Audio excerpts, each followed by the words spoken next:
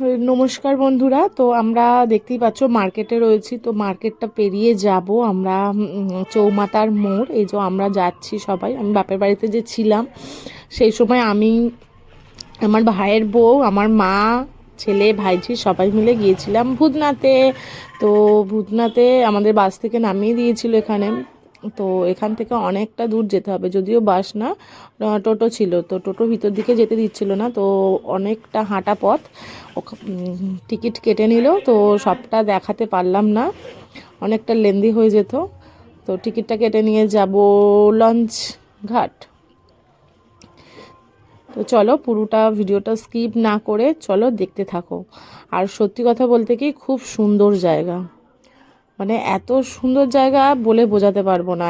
মানে বাবাকে যারা ভালোবাসো, বাবার যারা ভক্ত, তারা তো যাবেই। তো এই যে লঞ্চ ঘাটে নামছি, আর অনেকটা হাঁটা পথ কিন্তু লঞ্চটাও চৌমাথা থেকে অনেকটাই হাঁটায়। তো চলে এলাম, দেখতেই পাচ্ছ। আর হাওড়ার ব্রিজটা এখান থেকে দেখো কত সুন্দর লাগছে। আর ছেলে কিন্তু বসে পড়েছে। ঠিক আছে, তো দেখতে থাকো, লঞ্চ আসছে।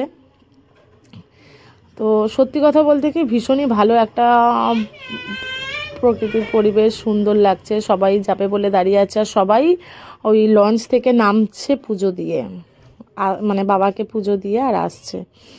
সত্যি কথা বলতে কি, ভীষণই ভালো একটা জায়গা, ভালো লাগার মতন একটা জায়গা, আর ভালো, ভীষণই ভালো একটা জায়গা। মনে হচ্ছিল আরও একবার যাই। সত্যি কথা বলতে কি, মন প্রাণ যেন বাবা বাবাই টানছে, যারা বাবার ভক্ত। সত্যি কথা ভীষণ জড়িয়ে ধরতে ইচ্ছে করছিল। মন খারাপ হলেই চলে যাবে বাবার কাছে, দেখবে মন ভীষণ ভালো হয়ে যাবে, তাই না? যারা বাবাকে ভালোবাসো, কিন্তু আমি বারবার বলছি, বাবাকে ভালোবাসে না এমন মানুষ মনে হয় নেই। বাবাকে সবাই ভালোবাসে। তো উঠে পড়লাম লঞ্চে। তো লঞ্চে যাচ্ছি, বসার জায়গা পেয়ে গিয়েছিলাম, তাই আমরা ঘোরাতে পারলাম না।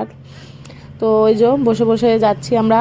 আর আমরা জলটা দেখাচ্ছি, দেখো জলটা আর প্রকৃতিটা খুব সুন্দর, জলের স্রোতটা যাচ্ছে, বেশ ভালো লাগছিল গঙ্গাটা, আর ঠান্ডা ঠান্ডা, বেশ ভালো একটা প্রকৃতি। তো তারপর থেকেই চলে এলাম বাবার কাছে। তো দেখো বাবার ওখানটা গেট দেওয়া ছিল, ঠিক আছে, ওই যে গেটের শাটারটার ভিতরে কিন্তু বাবা থাকেন। আর এটা বাবার ষাঁড়। তো এখন এনাকেই পুজো দিচ্ছে। আর 12টা থেকে, সকাল 12টা থেকে মন্দির খোলে, আর বিকেল 5:30 থেকে মন্দির খোলে। তো আমি চেষ্টা করেছি বাবাকে দেখানোর, আর সত্যি কথা বলতে কি, আসতে ইচ্ছা করছিল না। এতটাই ভালো জায়গা যে আসতে ইচ্ছা করছিল না। আবার তারপরে ওখান থেকে গিয়েছিলাম মোটা বাবার কাছে। মোটা বাবার কাছে মানে কি বলবো, আমি কোনো দিন যাইনি, এত বছর বয়স হয়ে গেল যাইনি। তো এই প্রীতির সূত্রেই যাওয়া। আর এই যে মোটা বাবা দেখতে পাচ্ছ তো, কত বড় আর মোটা বাবা। আর এই যে সিঁড়িটা দেখলে, সিঁড়িটা দিয়ে পুজো দিতে যায় মানুষ, আর যে যা মানত করে সব পূর্ণ হয়। তো সত্যি কথা বলতে কি, সবাইকে বলবো মোটা বাবার কাছে যাও, ঘুরে আসো, যারা বাবার ভক্ত। আর যারা গেছো তো গেছো, যারা যাওনি এখনও, আমার মতন যারা আছো এখনও যাওনি, তাদের বলবো প্লিজ যাও, নিজের মনস্কামনা পূর্ণ করো, মানে পূরণ করে নাও বাবাকে বলে। তারপরেই চলে গেলাম মোটা বাবার ওখান থেকে এসে, আবার বাবার কাছে এসে একটু গঙ্গার পাড়ে বসলাম।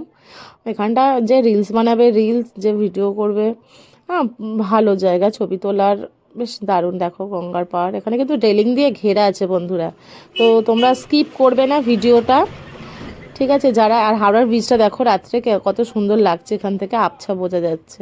যারা এখনও যাওনি তো তারা চলে যাও ঝটপট, টাটা।